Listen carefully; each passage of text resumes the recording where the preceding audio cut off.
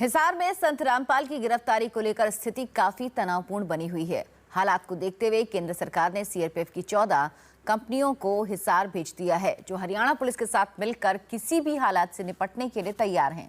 वहीं बाबा के हजारों भक्त आश्रम के बाहर जमा हुए हैं और पुलिस को आश्रम में किसी भी कीमत पर नहीं जाने देने पर अड़े हुए हैं।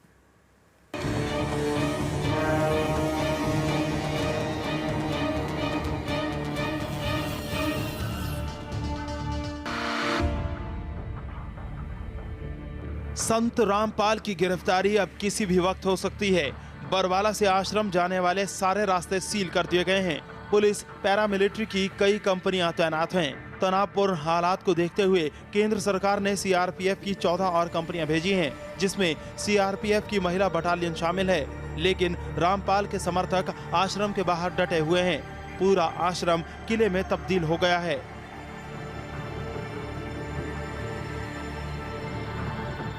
महिला टीम भी इस समय चारों तरफ तैनात कर दी गई है और साथ में जहां एक तरफ सीआरपीएफ की टीम है तो वहीं दूसरी तरफ आरएएफ की टीम को भी डिप्लॉय कर दिया गया है।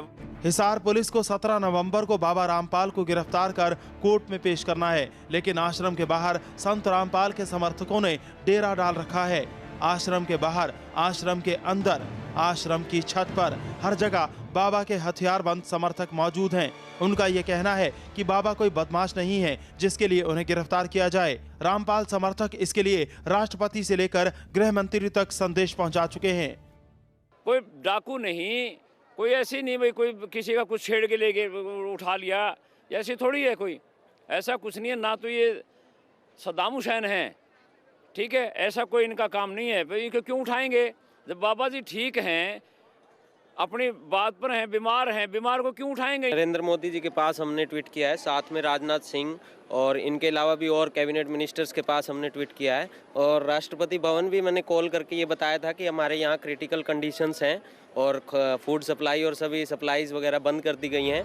संत रामपाल के भक्तों में बच्चे हैं, महिलाएं हैं, सभी बाबा के लिए ढाल बने हुए हैं, जिसकी वजह से पुलिस बाबा तक पहुंचने में लगातार नाकाम रही है। बाबा 3 बार कोर्ट के आदेशों की अनदेखी कर चुके हैं। अब कोर्ट ने बाबा के खिलाफ सख्त आदेश दिया है। हाई कोर्ट की फटकार के बाद पुलिस को किसी भी हाल में बाबा को कोर्ट तक पहुंचाना है। न्यायालय के जो आदेश हैं उनकी पालना हो रही है और पुलिस ने अपने इंतजाम लगा के जो आदेश हैं उनकी पालना के लिए कार्रवाई आपके सामने चल रही है। वहीं मुख्यमंत्री मनोहर लाल खट्टर ने समर्थकों से कानून हाथ में नहीं लेने की अपील की है। इसमें करने के लिए यानी न्याय प्रक्रिया को पालन करने के लिए सरकार का सहयोग करें, शांतिपूर्वक अपने इस काम को पूरा करें। पिछले कई दिनों से पुलिस प्रशासन के लिए सरदर्द बने संत रामपाल की गिरफ्तारी अब किसी भी वक्त हो सकती है। पुलिस को गिरफ्तार करना है संत रामपाल को या फिर 17 नवंबर को कोर्ट में पेश होना है। अगर ऐसा नहीं होता तो पुलिस के सीनियर अधिकारी, वो अधिकारी जो कुल मिला के इस पूरे ऑपरेशन में लगे हुए हैं, उनको कोर्ट के सामने पेश होना पड़ेगा। सबसे बड़ा सवाल, क्या संत जीतेगा या फिर हरियाणा पुलिस?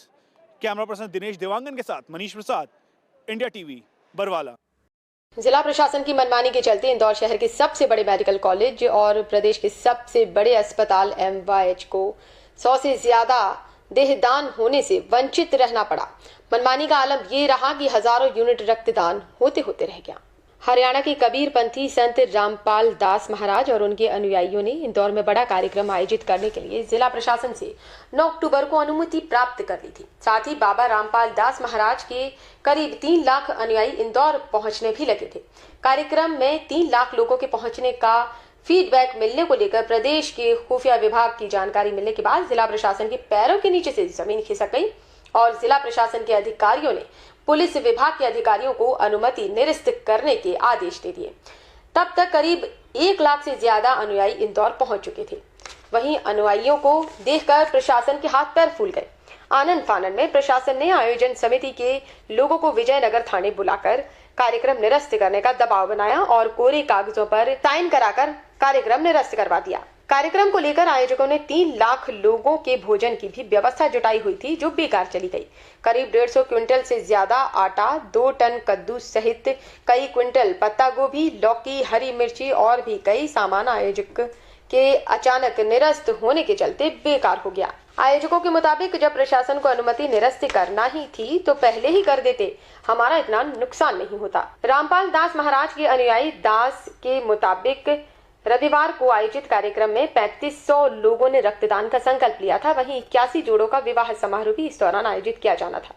साथ ही करीब 100 से ज्यादा कबीरपंथी अनुयायी सिर्फ एमवाय अस्पताल के लिए ही देहदान का भी संकल्प पत्र भी भरकर एमवाय अस्पताल प्रशासन को सौंपने वाले थे, जो निरस्त होने के चलते कैंसिल हो गया, जिससे मेडिकल की कई विद्यार्थियों को आने वाले समय में समस्या का सामना करना पड़ेगा। पूरे कार्यक्रम में गलती किसी की भी रही हो, लेकिन बाबा रामपाल दास के शिष्यों और अनुयायियों के इतनी बड़ी तादाद में इकट्ठा होने से प्रशासन की नींद तो उड़ ही गई।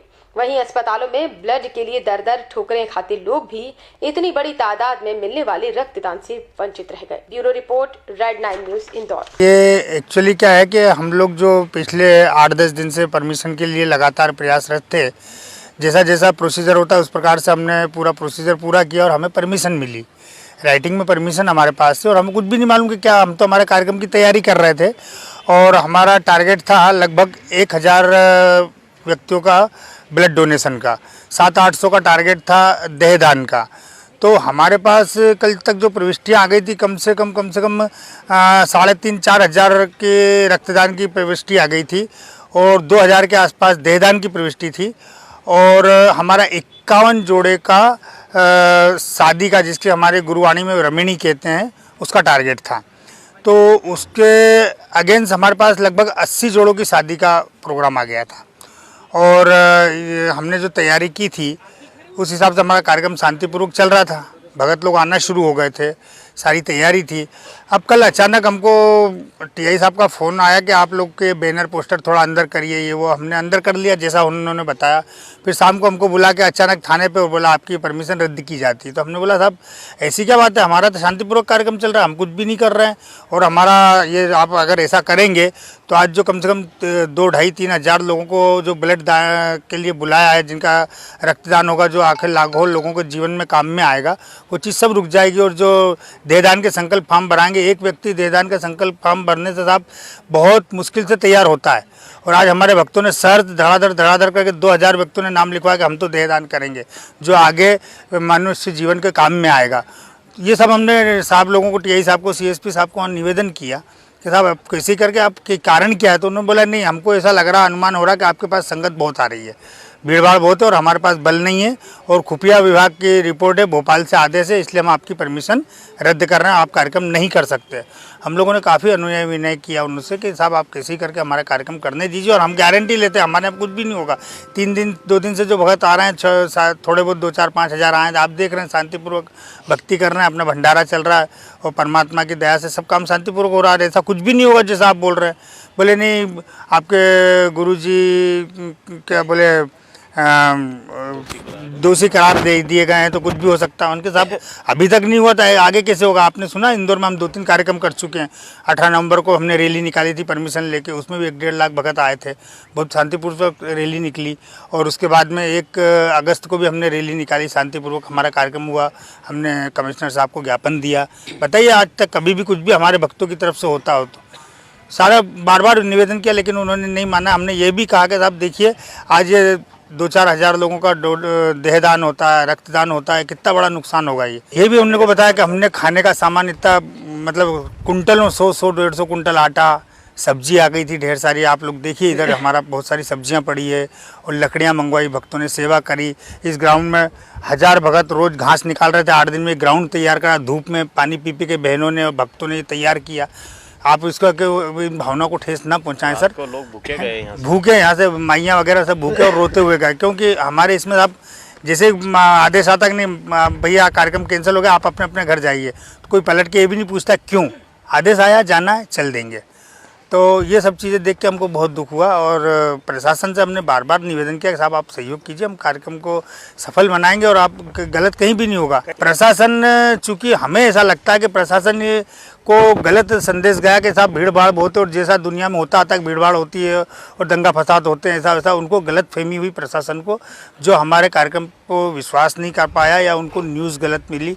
अगर ऐसा होता तो वो सामने बैठ के देखते रहते। हम लोगों ने ये भी बोला कि साहब अगर ऐसा तो हम आपके पास में बैठते हैं, अगर कुछ भी होगा तो हम 5 व्यक्ति जो हमके नाम से, आप हाथों हाथ हमको रोक दीजिए, हम आपके अरेस्ट हो जाएंगे। हम हर तरह से तैयार हैं जी। मेरा सुरेश दास नाम है जी।